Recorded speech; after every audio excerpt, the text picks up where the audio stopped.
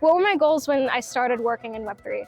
So this was a bit before people even called it Web3. So it was like middle of 2019 that I started to really get involved in blockchain. And the reason that I did was similar to the reason I got into my first career, which was actually working in politics. So I really, in general, care about sovereignty of individuals, so giving people the ability to make their own decisions in life, having freedom around starting a business, and how to handle your money, etc. And I initially thought that the way to sort of make an impact in this space was for me to work in politics, which is why I did that for a while. But eventually I found out that that was like the most inefficient way to go about trying to do anything, working with government, because it's just this super slow moving thing.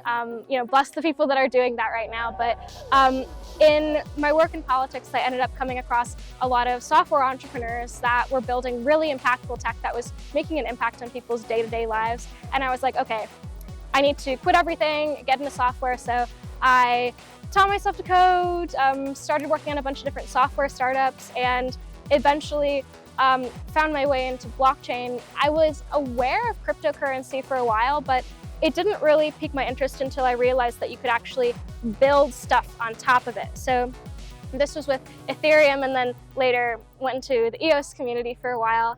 And I ended up discovering concepts like blockchain governance, which were really my first entry point into like building in the space, considering I came from a political background. So when I started to get full-time in blockchain, really my goal was I want to build tools that allow people to be more sovereign, to have more control over their lives, and to not be censored, to be able to just live life in the way that they please. And that is still my goal today, and the reason why I'm building TalentLayer, which is specifically open infrastructure for hiring. So this is a way to build platforms. It's an infrastructure to build platforms that cannot be censored, where users own their own reputation and can sort of experience sovereignty in the way that they work.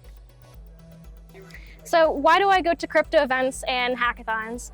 So initially, when I was first getting into blockchain, I went to these events just to meet people that are working in the industry, to try to figure out hey, how can I have an impact here? How can I build in the space?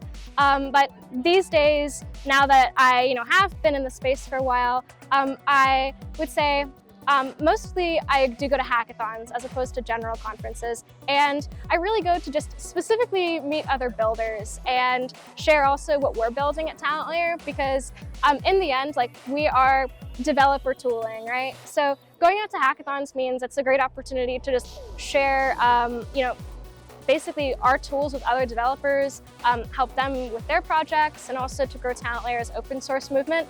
Basically, every single person that is a member of TalentLayer's open source movement today was either directly someone that we met at a hackathon, or was someone that was a friend of someone that we met at a hackathon. So that's really why we love hackathons, and I try to go to as many as I can. So hopefully I'll see you at some around Europe.